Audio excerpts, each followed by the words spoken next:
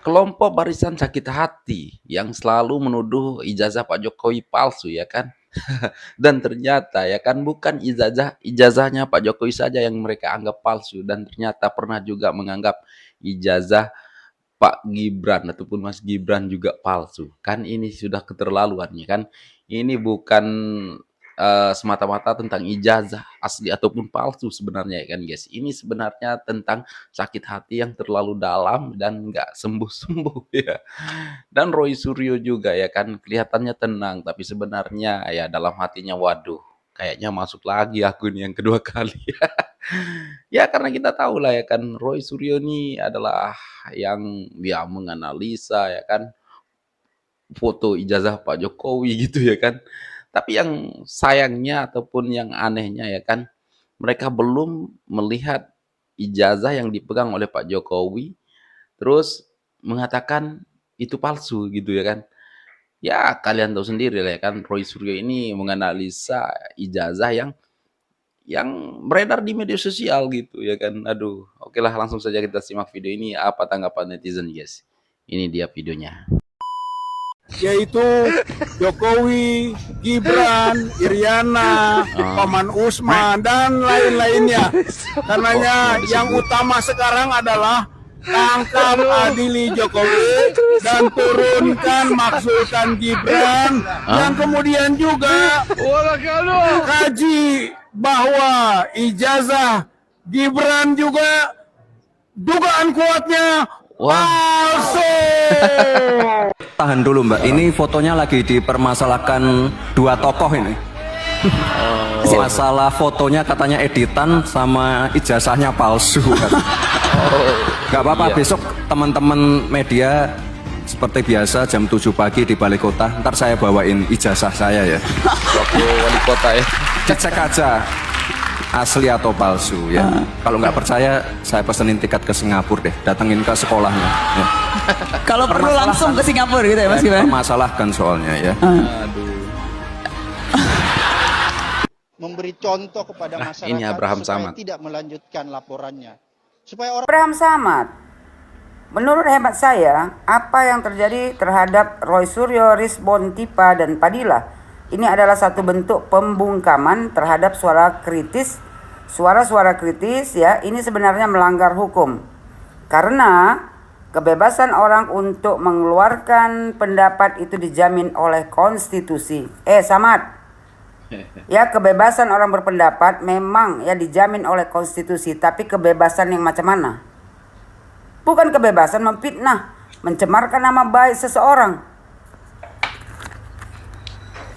Kau bilang perbuatan Pak Jokowi melaporkan orang-orang yang sudah memfitnah dia adalah melanggar hukum. Kaulah dan kawan-kawan kau yang melanggar hukum. Iya. Begitu dilaporkan ya kan banyak gaya kalian bilang Pak Jokowi ya kan membungkam suara-suara kritis. Ini bukan suara kritis, ini suara miris. Suara miris, suara Paham fitnah. kau?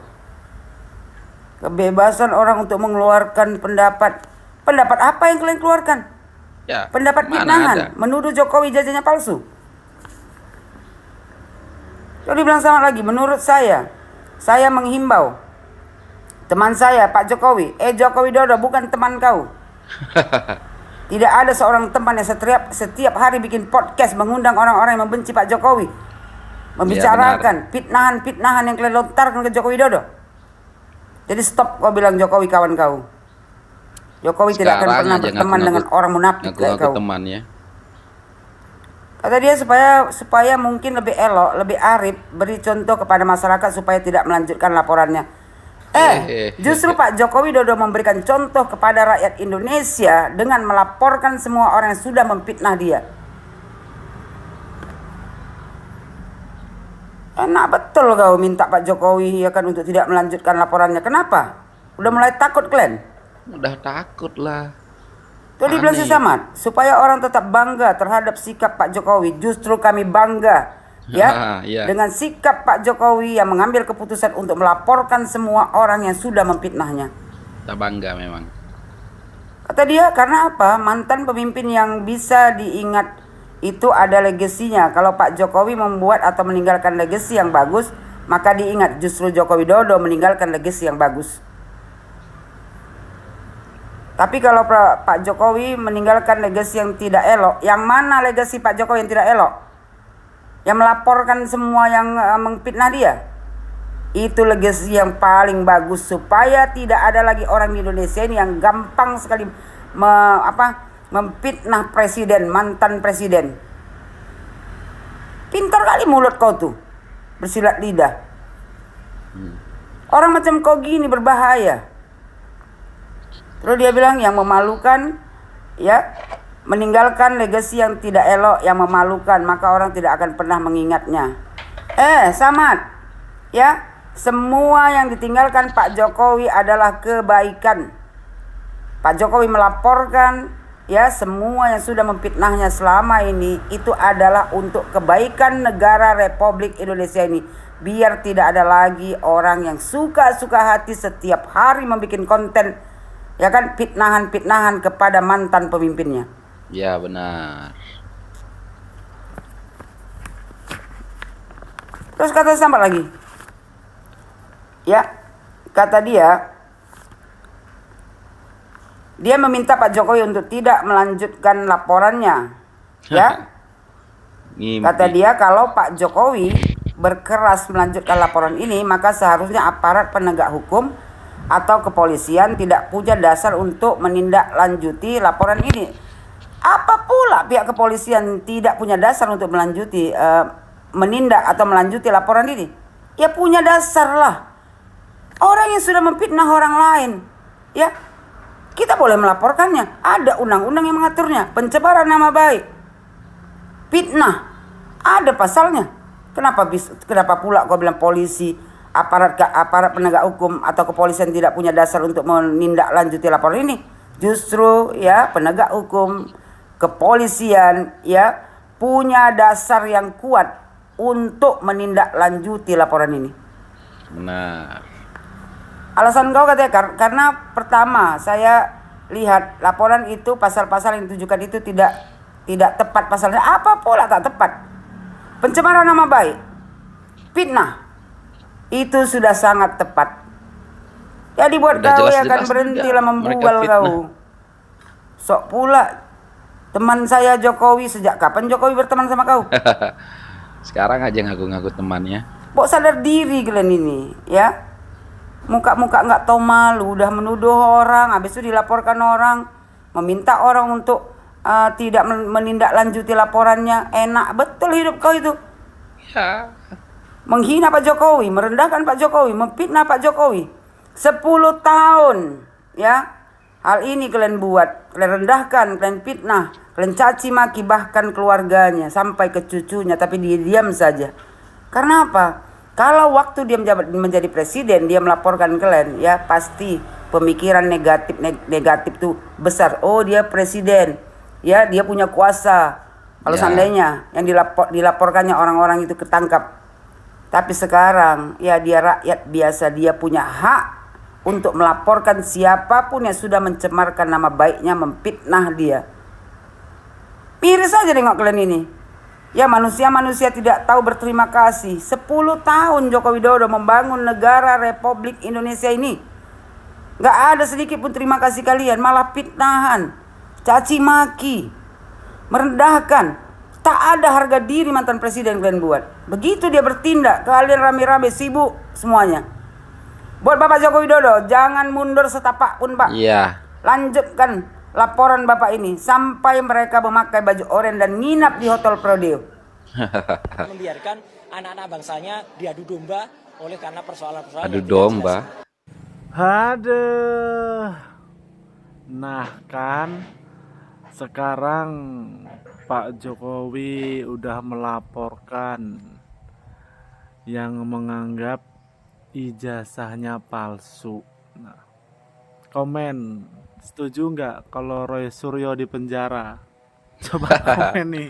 Kayaknya akan masuk kedua kalinya. Yang kedua kalinya. Aduh. Sabar aja lah ya.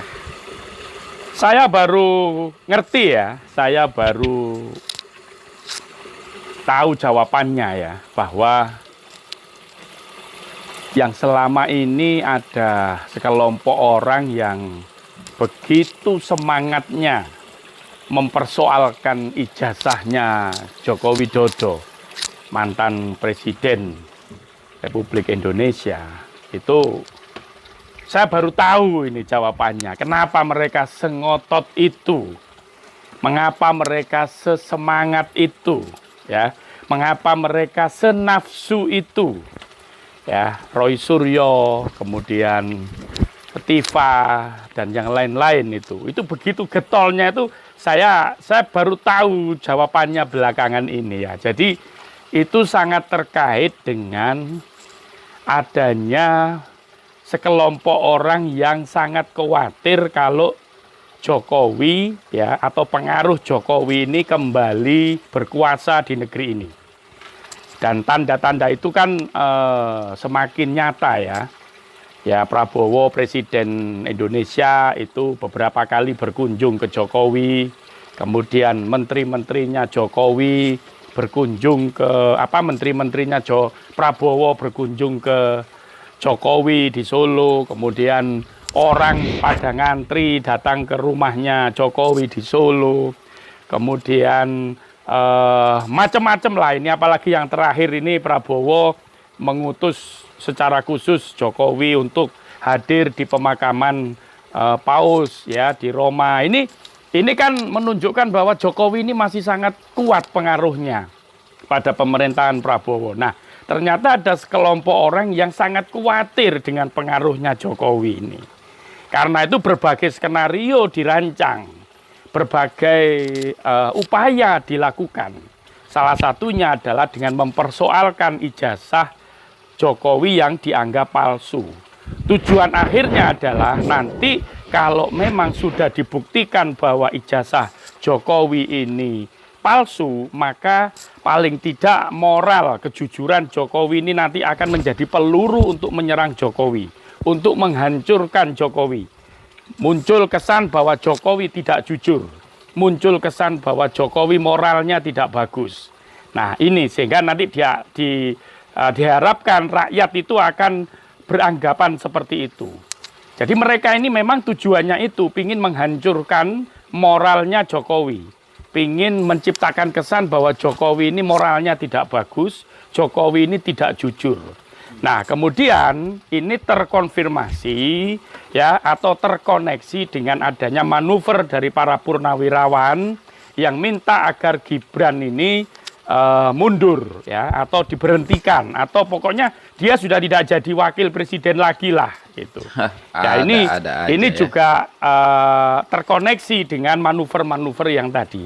Intinya sekelompok orang ini sangat khawatir ya bahkan mungkin levelnya sudah paranoid dengan pengaruhnya Jokowi yang masih cukup besar.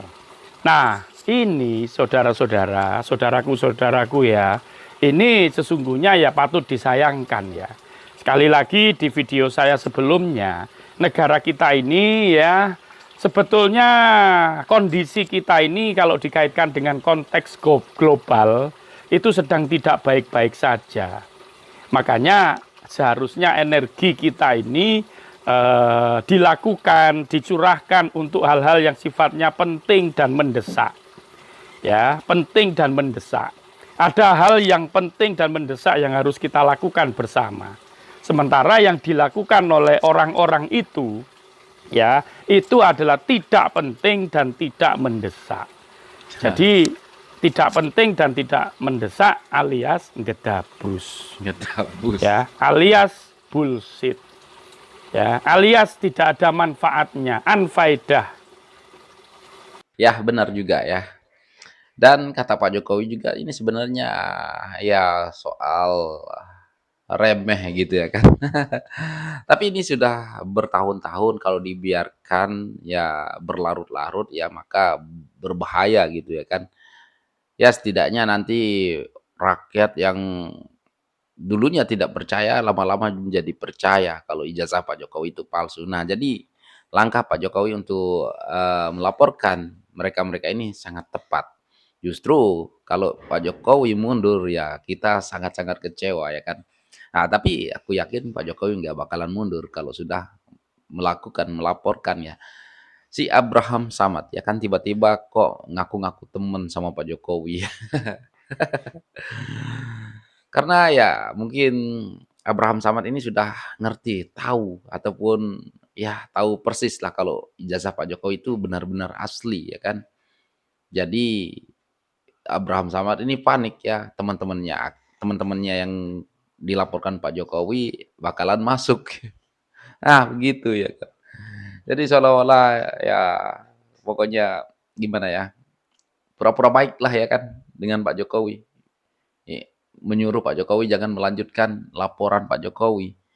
Ataupun bisa dikatain mencabut laporan Pak Jokowi. Aduh, mana boleh bos. Terima aja nanti ya kan. Tak lama lagi ya kan.